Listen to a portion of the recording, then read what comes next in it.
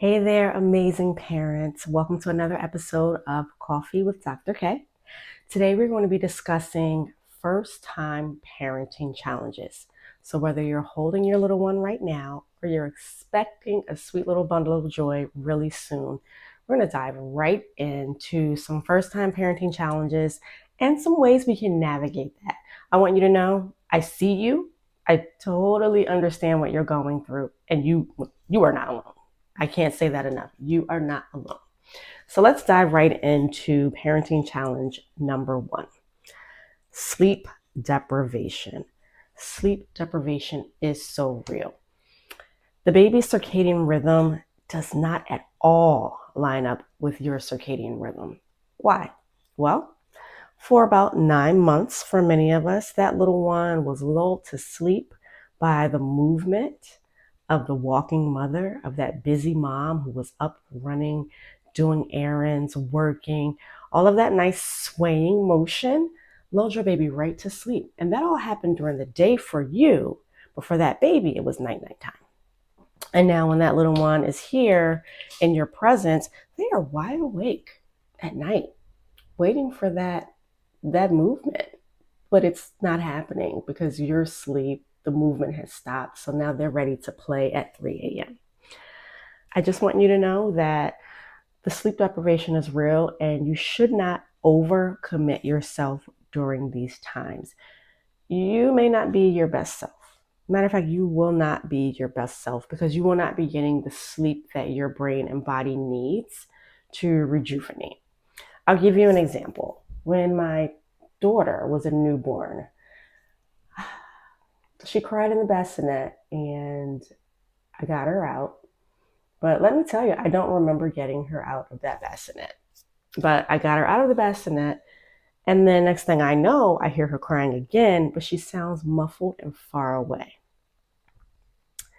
Just want you to know that I woke up frantically. I had put my child at the foot of the bed under the covers.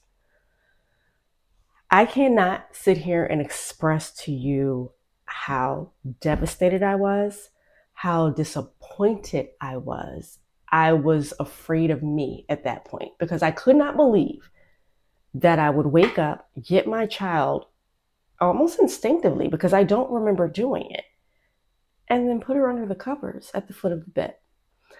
So I'm here to tell you firsthand that when you are severely sleep deprived, you're not your best self. So that's not the time to host formal dinners with family or friends.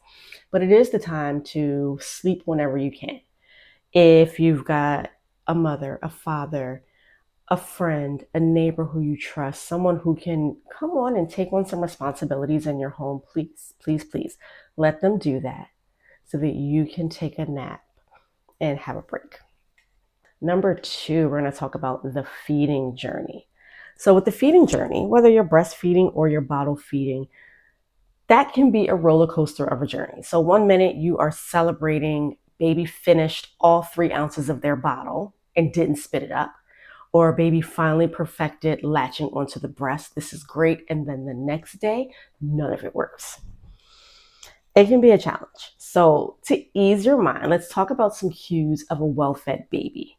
In the early days, by the time your infant is about 5 days old, they should have between 6 to 8 or more wet diapers per day. You also want to look for consistent awake periods throughout the course of your day where your infant is consistently alert. You want to avoid the temptation to allow your little one to sleep when they should be feeding. Another personal experience I have with this one is my fourth child. I was a busy working mom, running a practice, not taking off, managing staff. And it was always exciting to me when he would sleep for 4, 5 hours because that meant that mommy can get work done. But what mommy didn't realize is that my baby wasn't getting nourished. Now, mind you guys, this is baby number 4, so I'm still making mistakes. Mommy didn't realize that the baby wasn't getting the milk nutrition he needed to have the energy to stay awake. The baby's pediatrician had to tell mommy that. Not good, right? So I want you to avoid the urge to let your baby continue to sleep. When they're newborns, they need to be awake and fed about every 3 hours.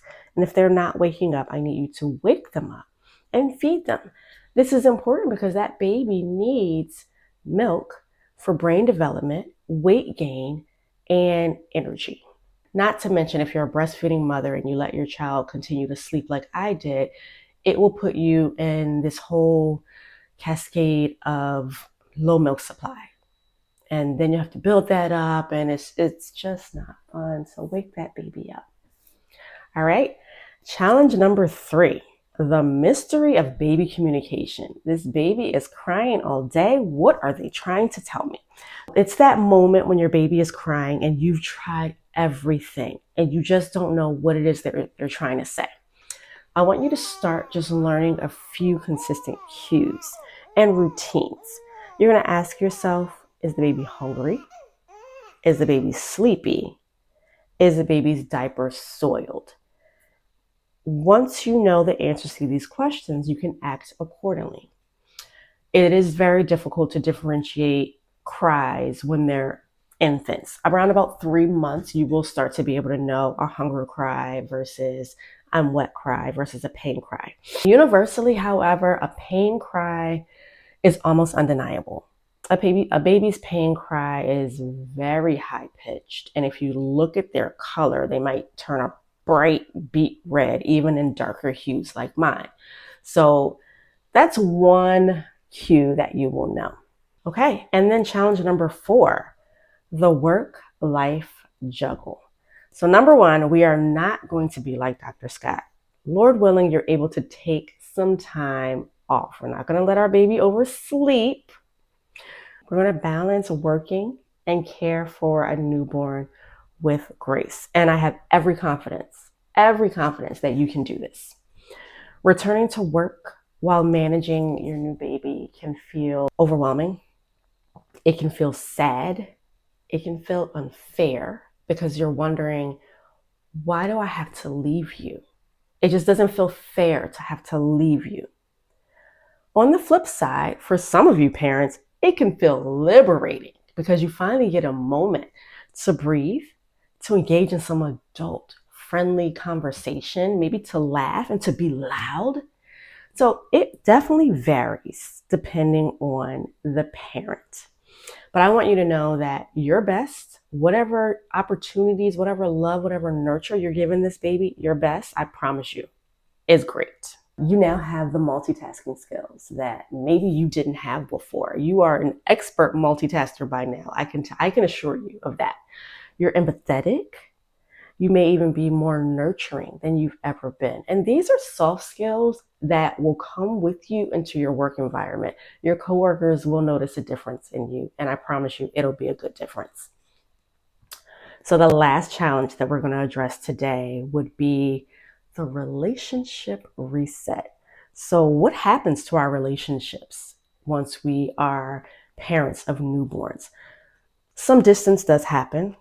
And it's natural because you, especially as a mother, are nurturing a child. And instinctively and physiologically, you guys are still connected for quite a few months.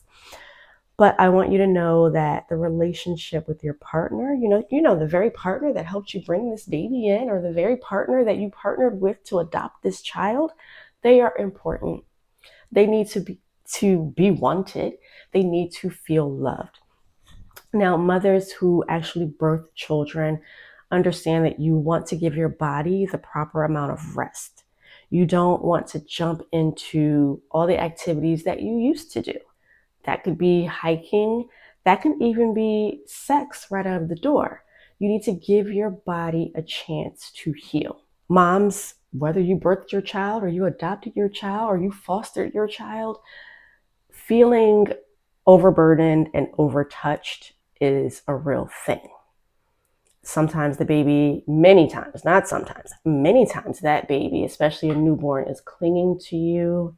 They're always up at your neck. They're on your breast. They're on your stomach. They're on your body. And then sometimes you just feel like, I don't want to be touched. So maybe you're not desiring that hug and that nurture from your spouse. In those situations, I just want you to let you know that communication is best. Communicate to your partner verbally how much you love him, how much you appreciate them.